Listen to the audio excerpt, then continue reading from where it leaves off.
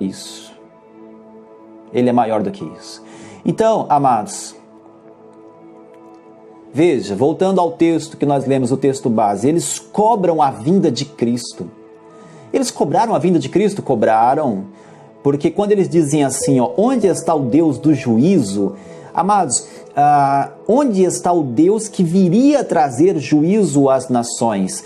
Ou seja, eles queriam saber da promessa, da remissão, aquela promessa que havia sido feita do Salvador que viria. Eles estavam cobrando isso para Deus. Onde está o Salvador?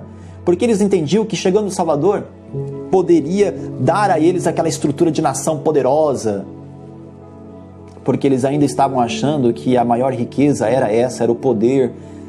Entende? Como que Deus responde a isso? Capítulo 3 de Malaquias, verso 1, Deus fala o seguinte: eis que eu envio o meu mensageiro, que preparará o caminho diante de mim, e de repente virá ao seu templo o Senhor, a quem vós buscais, e o mensageiro da aliança, a quem vós desejais.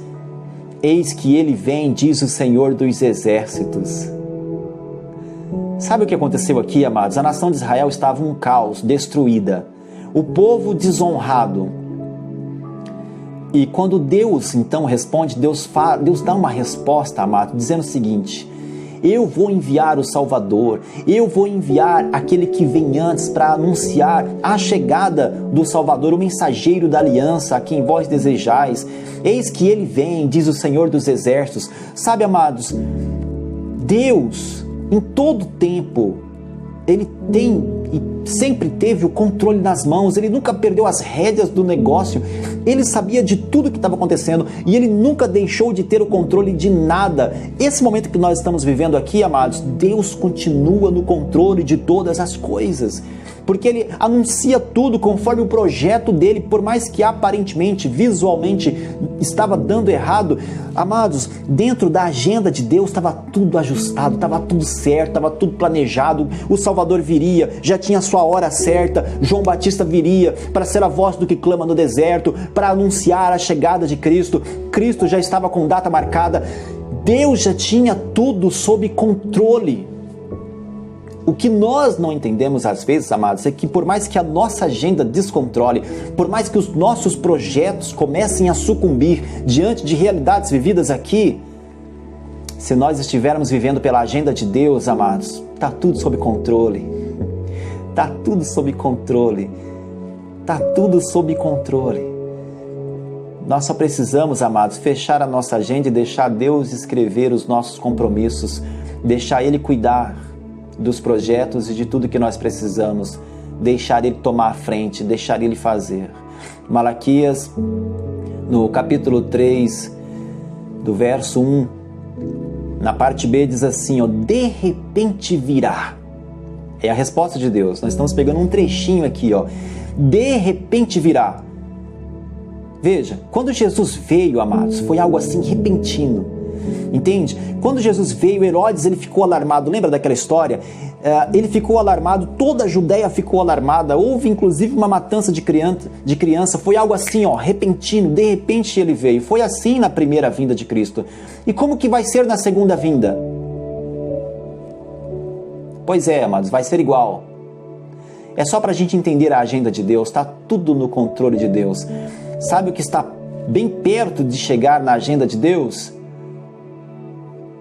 A segunda vinda de Cristo.